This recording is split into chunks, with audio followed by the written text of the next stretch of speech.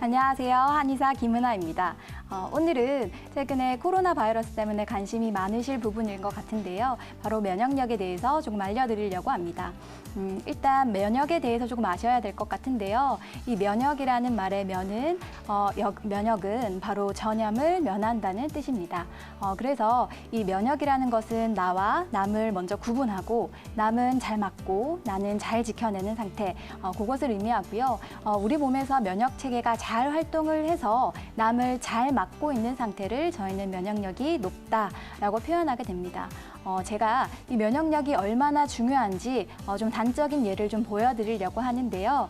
면역력의 중요성에 대해서 한번 알아볼게요. 일단 이 자료는 7월 29일에 질병관리본부에서 나온 자료이고요. 코로나 관련해서 감염률과 치명률에 대해서 그것을 좀 알려주는 자료입니다.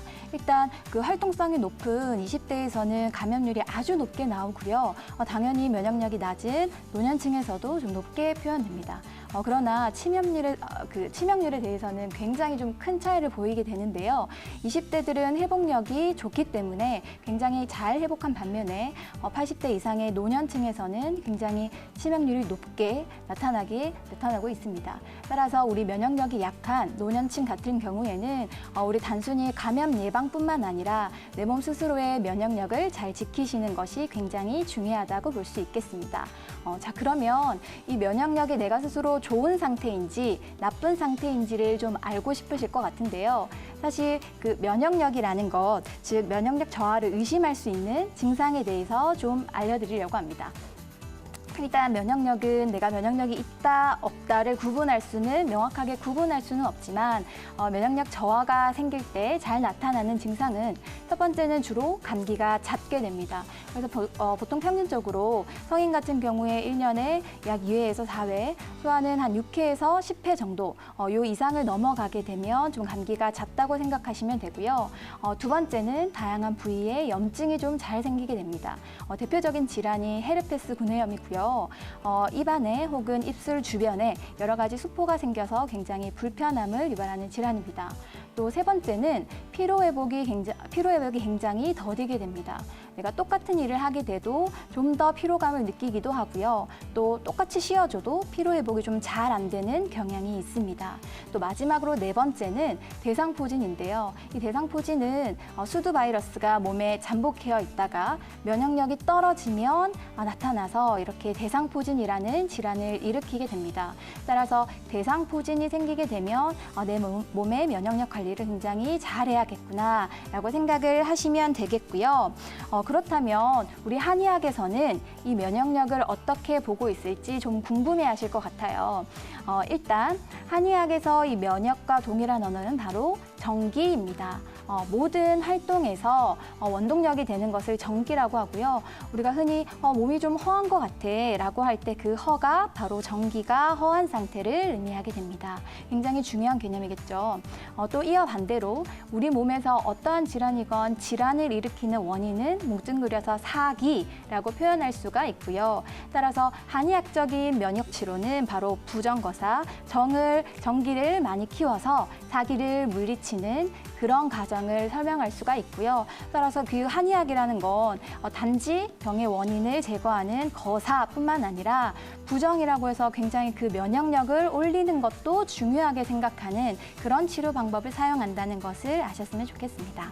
자, 그러면 우리 그 한의학적인 면역 치료가 얼마나 우수한지는 이미 잘 알고 계실 거라 생각이 드는데요. 특히나 여러 가지 연구를 통해서 많이 밝혀지고 있지만 저는 한 가지 연구를 좀 가져와 봤어요. 이 연구는 한약이 암 환자들, 특히나 면역력이 많이 떨어진 암 환자들에게서 어떠한 영향을 보이는지를 연구한 것이고요. 이때 암 환자들 같은 경우에 방사선 치료를 한다거나 항암 치료를 통해서 면역력이 많이 떨어진 상태에서 한약을 주게 되면 보통 NK셀이라고 해서 면역세포의 일종인 NK셀의 활성도가 굉장히 높아진다라는 연구 결과가 있습니다. 사실 한약뿐만 아니고 한의학적 치료인 침치료라든지 치료라든지 뜸 치료와 관련해서도 면역력이 높아진다는 그런 연구 결과가 굉장히 많이 알려져 있습니다.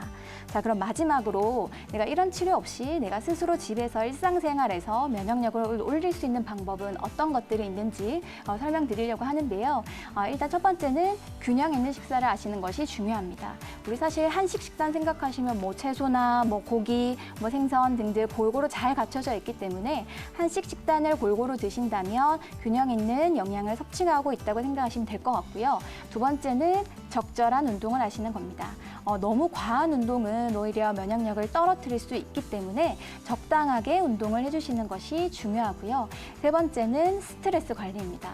만병의 적이죠. 이 스트레스를 떨쳐내기 위해서 제가 한 가지 방법을 소개해드리면 일단 많이 웃으시는 것. 많이 웃으시는 건데요. 우리 뇌에서는 거짓으로 미소를 짓는 것, 이것도 크게 웃는 것과 비슷한 효과를 가진다고 여기기 때문에 일단 억지로라도 웃어보시는 게 중요하겠습니다. 또 네 번째는 충분한 수면을 취해주시는 것이 중요하고요. 평상시에 뭐 수면이 불편하다, 뭐 수면이 아주 부족하다 여기시는 분들 같은 경우엔 중간중간 쪽잠이라도 꼭 주무셔서 체력을 회복하셨으면 좋겠습니다.